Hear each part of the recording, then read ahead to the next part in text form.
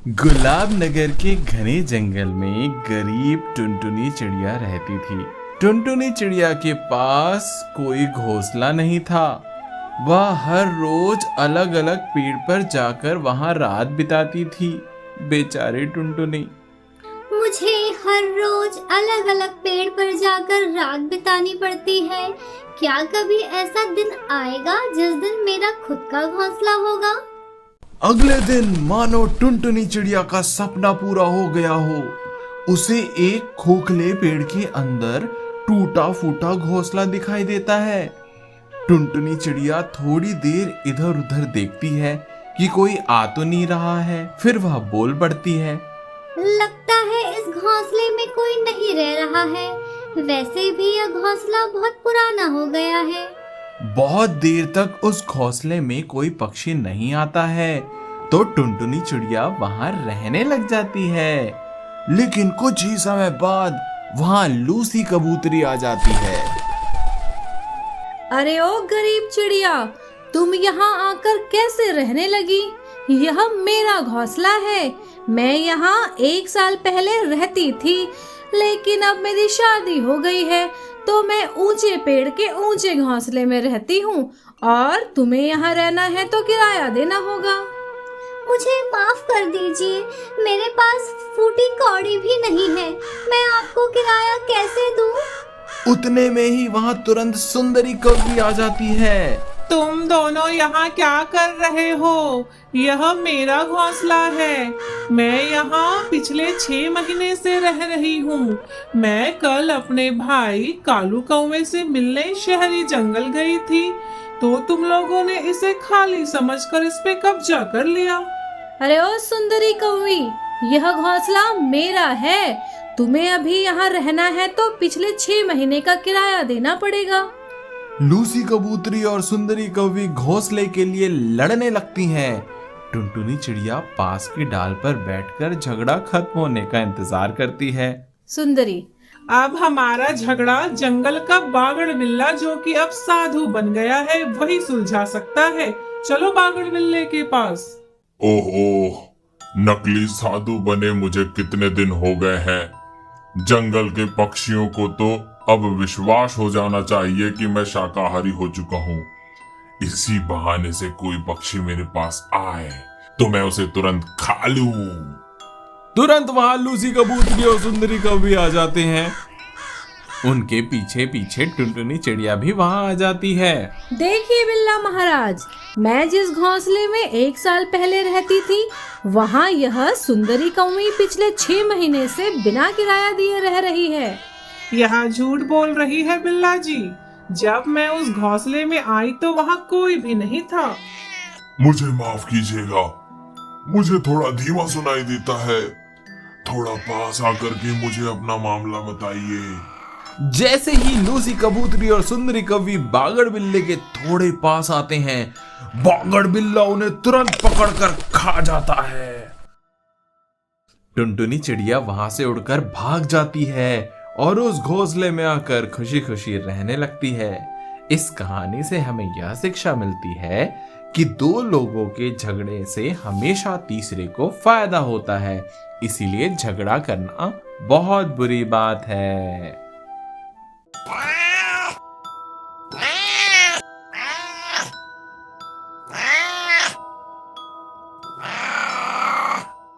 पचमढ़ी के घने जंगल में एक पेड़ पर रानी चिड़िया नाम की एक गरीब चिड़िया अपने घोंसले में रहती थी। रानी चिड़िया दिन भर घूमकर मुश्किल से कुछ खाने का सामान इकट्ठा कर पाती थी। सामान इकट्ठा कर वह अपने घोंसले में खाना बनाकर खाती थी। उस पेड़ पर अन्य पक्षियों के भी घोंसले थे। वे सब अमीर पक्षी थे और गरीब रानी चिड़िया से नफरत करते थे।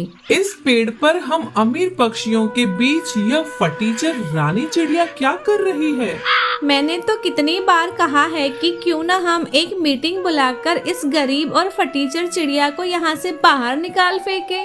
कल तो गजब ही होने वाला था। यह चिड़िया मेरे इतने नजदीक से गुजरी कि लगभग मुझे ये छूने ही वाली थी।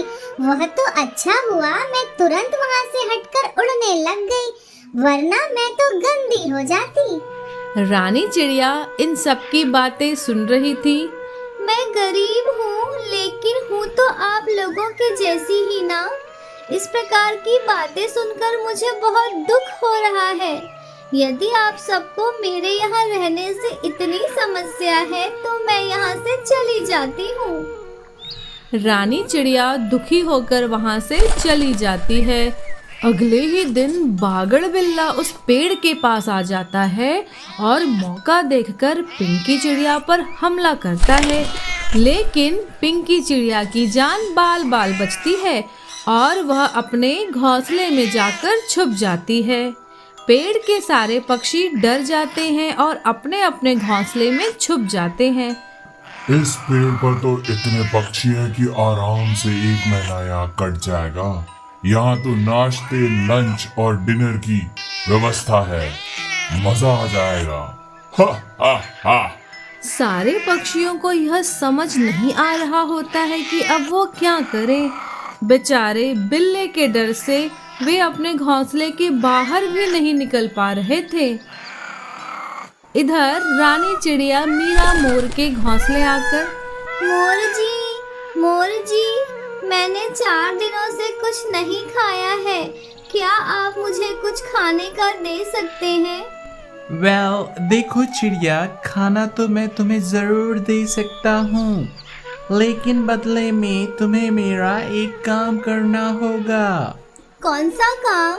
मुझे कल तक इन फलों के अचार को शहरी जंगल पहुंचाना है, लेकिन मुझे नहीं लगता कि मैं इसे बना पाऊंगा और समय पर पहुंचा पाऊंगा। मुझे तो बचपन से ही अचार बनाना आता है। मैं इसमें आपकी मदद कर सकती हूँ। रानी चिड़िया मीरा मोर की मदद करती है और मोर का अचार जल्दी तैयार हो जाता है। मीरा मोर रानी चिड़िया को भी कुछ अचार दे देता है और रानी चिड़िया वहाँ से चली जाती है। एक जगह रुककर, इतने सारे अचार का मैं क्या करूँगी?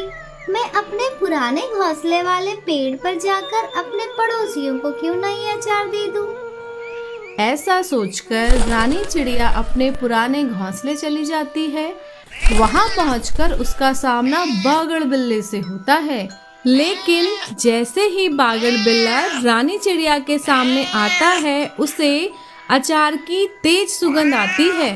मैं सब कुछ बर्दाश्त कर सकता हूँ, लेकिन इस अचार की खुशबू को मैं बर्दाश्त नहीं कर सकता। बिल्ला वहां से भाग जाता है। सारे पक्षी बाहर निकलकर रानी चिड़िया को धन्यवाद देते हैं। अरे वाह रानी, तुमने तो बिल्ले को ही भगा दिया। लगता है उस बिल्ले को अचार का स्वाद पसंद नहीं है, लेकिन वह बिल्ला जब तक इस जंगल में है वह फिर से हमला कर सकता है। अगले दिन रानी चिड़िया पनीर के टुकड़े के अंदर अचार को छुपाकर बिल्ले के पास जाती है। हा हा हा, आज तो कुआं खुद प्यासे के पास आ गया है। बिल्ला जी, आप हमारे मेहमान हैं। हम जंगल में मेहमान का स्वागत करने के लिए जाने जाते हैं। यह लीजिए आपका मनपसंद पनीर। वाह, पनीर तो मुझे बहुत पसंद है। यह तो मैं लंच में खा लूंगा, लेकिन डिनर में मैं तुम्हें खाना पसंद करूंगा। पहले आप लंच तो कर लीजिए। बागड़ बिल्ला एक ही झटके में सारा पनीर खा जाता है और उसके अंदर छुपे हुए अचार को भी खा लेता है। बागड़ बिल्ला अचार की खटास को सहन नहीं कर पाता और जंगल छोड़कर हमेशा हमेशा के लिए भाग जाता है। सुंदरवन के जंगल में कालू कौवा, बंटी कबूतर और टुनटुनी चिड़िया अपने अपने घोंसले में रहते थे। एक दिन तेज आंधी तूफान आने के कारण से तीनों के घोंसले हवा में उड़ जाते हैं। बड़ी मुश्किल से मैंने एक घोंसला बनाया था। मेरी तो किस्मत ही खराब है। आंधी में मेरा घोंसला उड़ गया। महंगाई इतनी बढ़ गई है कि अब मैं वैसा घोंसला नहीं बना पाऊंगा। घोंसला उड़ गया तो उड़ गया, अच्छा हुआ। अब मैं आराम से अपना घोंसला बनाते रहूंगा। आप दोनों तो फिर भी घोंसला बनाने में सक्षम हो। मेरे पास तो अगला घोंसला बनाने के लिए पैसे भी नहीं है। मेरे पास तो वैसे भी 2 समय के लिए खाने की व्यवस्था ही नहीं है। लेकिन बदलते मौसम के कारण तीनों पक्षियों के लिए घोंसला बनाना मजबूरी बन चुका था। कालू कौवा अपनी मौसी सुंदरी कौवे के घोंसले जाता है। कहो कालू बचवा, यहाँ कैसे आना हुआ? वो मौसी, आंधी के कारण से मेरा घोंसला तूफान में उड़ गया है। कुछ पैसे मिल जाते तो मैं अपना घोंसला फिर से बना लेता। ओहो, यह तो बहुत बुरा हुआ। यह लो और अपने लिए नया घोंसला बना लेना। कालू कौवा अपनी मौसी सुंदरी कौवे से पैसे लेकर वापस आ रहा होता है। तब उसे वहां समोसे की दुकान दिखाई देती है। कालू कौवा वहां रुक जाता है और मौसी के दिए हुए पैसों में से आधे पैसों से समोसे खा लेता है। वाह, ये समोसे तो बड़े ही लाजवाब हैं। समोसे खाने के लिए मैं कुछ भी कर सकता हूँ। क्या हुआ, मेरे पास अब आधे पैसे बचे हैं, उससे भी मैं घोंसला बना लूंगा। इतनी भी क्या जल्दी है। अंत में कालू कौवा बचे कुचे पैसों से घास फूस का ही घोंसला बना पाता है। उधर बंटी कबूतर अपने चाचा बनारसी तोते के पास जाता है। चाचा जी, मुझ पर बहुत बड़ी मुसीबत आ गई है। अरे बचवा, का मुसीबत आ गई है? तेज आंधी तूफान में मेरा घोंसला तहस नहस हो गया है। अरे तो हम क्या करें? पढ़ाई लिखाई तो तुमने की नहीं, नौकरी भी नहीं कर रहे हो, पैसा वैसा तो आता नहीं होगा। अब हम क्या करें? चाचा जी, एक बार, बस आखिरी बार पैसा दे दीजिए ना। इस बार मैं खूब मेहनत करके आपके पैसे लौटा दूंगा और नौकरी भी कर लूंगा। तोता बंटी कबूतर को कुछ पैसे दे देता है और बंटी वह पैसे लेकर वापस आता है। लेकिन रास्ते में उसे मोबाइल की दुकान दिखाई देती है। वह वहां रुक जाता है। अरे वाह, कितने लेटेस्ट मोबाइल है यहाँ पर। तो एक काम करता हूँ, कुछ पैसों से नया मोबाइल ले लेता हूँ और बाकी पैसों से अपने लिए घोंसला बना लूंगा। वैसे भी अब आंधी तूफान तो आने वाला है नहीं, मौसम रोज रोज बदलता नहीं। बंटी कबूतर मोबाइल खरीद लेता है और अब उसके पास कुछ ही पैसे बचते हैं। वह उन पैसों से पत्तियों वाला घोंसला ही बना पाता है। इधर टुनटुनी चिड़िया दूसरे पक्षियों के खेत में दिन रात मेहनत करके खूब सारे पैसे कमाती है।